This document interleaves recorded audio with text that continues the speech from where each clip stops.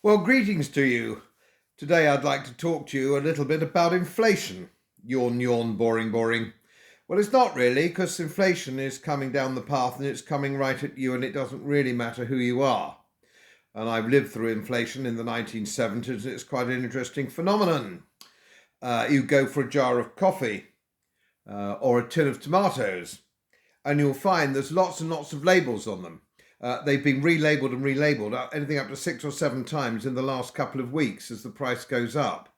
It's a frightening phenomenon, believe me, and it affects, of course, the poorest in society and old age pensioners whose incomes can't keep up. And we've seen massive inflation, of course, historically. We saw it in the Weimar Republic in the early 1920s. Absolutely desperate, with people's savings totally and utterly wiped out, and we've seen it at other times in history as well. The difference is now that every country is liable to it. In the old days of the Weimar Republic in the early 1920s, there were other currencies around on the planet which were backed by gold. The French franc, the Yankee dollar, so on and so forth.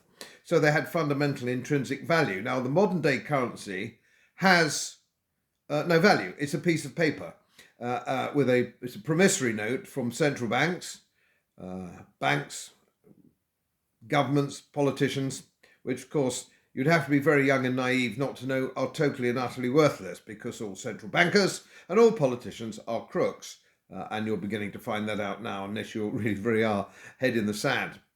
So this is the problem. Now, it's too much money. I say money loosely. Fiat currency isn't really money. Only gold is money. But fiat currency, there's too much of it floating around. And the reason there's too much of it floating around is because it can be artificially produced. And when Nixon closed the gold window in 1971, it meant that the dollar was no longer backed by gold. It was intrinsically just a piece of paper, and it was retermed the petrodollar. And it is the reserve currency of the world at the moment. And we are beginning to see the cracks form. And it might interest you to know that the purchasing power of the dollar has fallen by 95% against gold just since the beginning of this century, year 2000. So we're seeing the degradation of money. And who suffers from the degradation of money? It's poor people, pensioners, people on fixed incomes, so on and so forth. And inflation really damages them. You're all right if you're asset rich, if you actually hold gold or land or various other assets, you're relatively protected, but most of us aren't. Most of us aren't. Most of us are going to suffer from inflation. And at the moment we have inflation and we're being lied to about what the number actually is. They're saying, oh, it's 7%, it's 8%, it's 9%, when most of us know that it's probably much nearer 13 or 14%. And that's high inflation. And what we don't have at the moment is hyperinflation, which we saw in the Weimar Republic, which is wheelbarrow loads of paper money, which is actually worthless and you can't buy anything with it. And it's a complete collapse. It's a moot point whether they're going to see that collapse again. At the moment, the central banks and politicians and bureaucrats and so on and so forth aren't really taking it frightfully seriously. They're not taking inflation seriously because they seem to think it's going to go away. It's not going to go away. It's not going to go away. They're frightened of recession. Yes, recession is also on its way. And we have all these things coming together. Now, you'd have to be a very old geezer indeed to have done economics at university and not been steeped in Keynesianism. Everybody believes in Keynesianism, which is actually you can print as much money as you like, the government, and it triggers demand, which actually rescues an economy. It stimulates the economy, which of course it doesn't do. So that's had its name changed now to modern monetary theory. And if you're a youngster and you've been in university recently, or you've done economics at school, your faculty will tell you that debt doesn't matter and monetary printing doesn't matter. But of course, they're lying to you because academics are all idiots or crooks as well. So this is the sort of position that we're in. We will be facing something called stagflation. And I've lived through stagflation, and some people can't understand how it comes about, because if you're a modern monetary theorist, you can't understand if you have a recession, which means that people aren't buying anything or producing things, that the price can still go up. It's a phenomenon that's not understood by modern monetary theorists. Well, let me tell you how it works. Let me explain with an anecdote or two. Look, let's say, for example, like I do, you have quite a lot of hedges around your small holding, quite high hedges, which you need to bring somebody in to clip. Now, with inflation, that becomes more and more expensive to get those people with their equipment and the oil that they need, the petrol need for their gizmos, so on and so forth. It becomes more expensive. So the price of that can go up by 50%, all right? That is inflation. That is price inflation. Now, how can you have stagflation then? What happens? What actually happens is it becomes very expensive for you to do every year. So you have it done every 2 years, which means the guys that actually clip hedges are getting half the work that they used to. So their industry is in recession. And it is the same all over. Inflation in the price of your family car, for example. You might have changed that every 3 or 4 years, perhaps. And what do you do now? You go, well, just a minute, we can make it last. We can't afford the price of a new car because it's gone up, by 30% or so in the last 5 years. We can't afford it. You hang on to it. So you have a recession, therefore, in the automobile industry, and it goes on and on. And that's called stagflation, with prices going up, but the economy actually going down. The economy is actually tanking. This is how it happens. Then you have a debt crunch. You have a crisis, and I saw this in 1972, 1973, where banks realize that if they go on lending money at this rate, things are going to go out of business and their bank will go out of business because a lot of companies actually are hanging on by their fingernails and they can't afford these price rises and they can't afford this inflationary situation within which they're working. So the banks stop lending money. The banks don't want to lend money. And then you have what is called a credit crunch. And if you have a credit crunch, that means that your houses, which are in a bubble, have been in a bubble for several years, domestic residential property has been in a bubble, where you have quite ordinary boxes in quite ordinary towns selling for £400,000, £450,000. This can't continue. This is a bubble. So what happens is when you cut off the credit, everybody buys a house, a domestic property, do they not? They buy it on a mortgage. They borrow the money to do it. We all do. Everybody does. And they have done for some time, for years, generations. Okay, so that's how it works. But you can't get the money. You can't buy the house. And if interest rates go up in order to fight the problem of inflation, which is the traditional way of doing it, which incidentally doesn't work, but when they try that, it goes up and it goes up and it goes up. And people can't afford their mortgage, so they default. And then you see a whole sea, and I've been there before, a whole sea of for sale signs outside all these houses. And of course, outside all these houses are nice cars, nice SUVs, it's all nice and gleaming. You've only got to go to any reasonably prosperous town to see that. All those vehicles are on tick, right? Nobody pays cash for a car. They're on tick. And then, of course, the mortgage has gone up and they can't afford to pay for the car.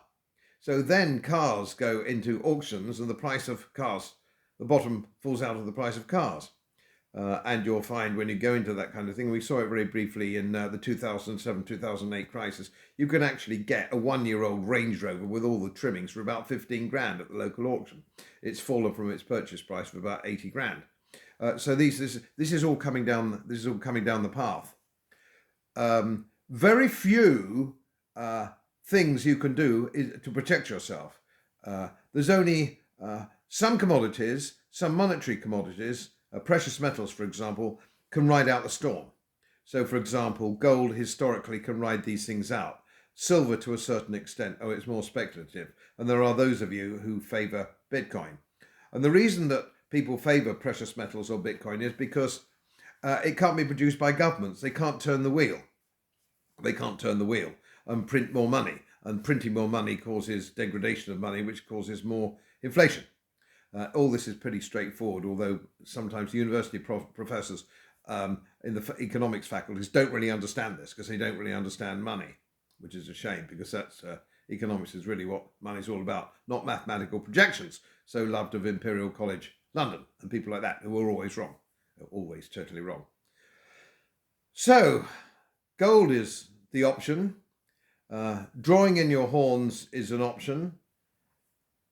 Free interest rates that can go up and can be changed is all part of the problem. You have to avoid these things. Governments have created this. They will try and pretend to you that this is a tsunami, that it was COVID, it was the pandemic, it's the war in Ukraine, climate change. It's all an act of God. It's all a surprise, isn't it? It's never their fault. It's never the fault of central bankers. Never the fault of politicians and chancellors. It's never their fault. It's always somebody else's fault. And of course, I've had speeches in the European Chamber, over 10 years old now, which went viral, millions and millions of viewers, telling people this is exactly what was going to happen. What is happening now, I forecast, and a few other like me forecast. It's not a surprise. We do not have a crisis because of the Ukraine war. We do not have a crisis because of climate emergencies. We do not have all these things which are man-made. It is government and banking reactions to these situations that are the problem, not the problem themselves. The so-called cures are worse than the problem. We have at the moment, globally, 137 trillion pounds worth of debt. That's corporate debt, global debt, national debt, private debt, 270 trillion, which is beyond the human imagination. It's totally and utterly beyond human imagination. It can't conceivably be paid off. How can it be paid off? It's ridiculous. And it's not just this country, it's America, it's Western Europe, so on and so forth. It's an absolute disaster, and it's created by politicians and bankers, as I've always said that it was, that it would be. So that is the situation which we're in. Don't let anybody pretend that it's not their fault. It is their fault. It is their fault. And we need to change. We need to get back to hard currency, real currency, which isn't paper. It's backed with either silver or gold or whatever it happens to be. It has to be asset backed. Otherwise, politicians will continue just to print it. So you need to get out of your bank. If you have money in the bank, your bank is going down. Your bank is already bankrupt. And if you read the small print of all the new agreements that are coming out of your bank, all right, Lloyds Bank, NatWest Bank, if you read the small print, which of course most people don't, they just throw it straight in the bin, it's too difficult to read, all the small print, they are actually telling you this already, saying that they reserve the right not to give you back your money under certain circumstances. Read it. Get it out of the waste paper bin and reread it. They're reserving the situation that they can't give you your own money back. Now, you'll be under the impression that if you deposit your money with the bank, it's still your money. Well, you haven't read the Banking Charter Act in the early 19th century, which means that when you give the bank your money, it becomes their money, and they give you an account system, and they give you a promissory note, which is your banker's statement, all right? It's no longer your money. Do not have any more money in a bank than you need just to meet your obligations, because they will go under. And if you look at the banking acts, the more recent banking acts, the bail-ins, they can then, if you've got £50,000 or £100,000 in your bank, they can give you useless bonds or stock of the bank in exchange. And that they've been putting that law together now for several years. You don't want any of that. You don't want to do that. So watch out for that. Read the small print and just keep just enough in the bank to pay your way. Otherwise, you'll come unstuck. And if you've got any sense, if you've got any spare money kicking about, buy some gold coins or some silver coins to protect you and your family's wealth. That's the only way you can do it, all right? Well, good luck with it. I'm sorry to be such a negative individual and doom and gloom as usual. But the long and short of it is, there's no point in burying your head in the sand. This is how it's going to pan out. And there's very little, I think, now that can be done about it because we've left it too late. But don't let the politicians pretend it's not their fault, because it is. Well, greetings to you. As you know, social media was a wonderful invention so that we could all communicate with each other and share our views and share views that aren't necessarily in line with the establishment, the global establishment, which is run mainly by banks and big pharma. So I've been doing my best to do that, but I am increasingly being shadow banned or taken down, and so are many others. So beware of that, and I will be tagging anything I do in the future with various sources and various channels so that you will know, well, I've been censored from this, but I've been censored, but you can find it somewhere else. So the whole thing can continue. And I think some of these new channels, which aren't owned by the establishment or influenced by the establishment, banks and big pharma and all the rest, you'll be able to follow the facts And that doesn't mean fact checkers, of course, which are owned by the establishment. So I just thought I'd give you the heads up on that, and thank you for your sponsorship and your support. I thank you for it. Without you and the information that sometimes you people send me, I couldn't continue. Thank you again. As most of you know, my work is very heavily independently research based, and I get my information from all over the world. It would help if you press the subscribe button and the little bell next to it, because the more subscribers I have, the more likely it is that international independent research institutes will share their material with me. It's most helpful, and then of course I automatically share it with you. So surprise, won't cost you anything. Thank you very much.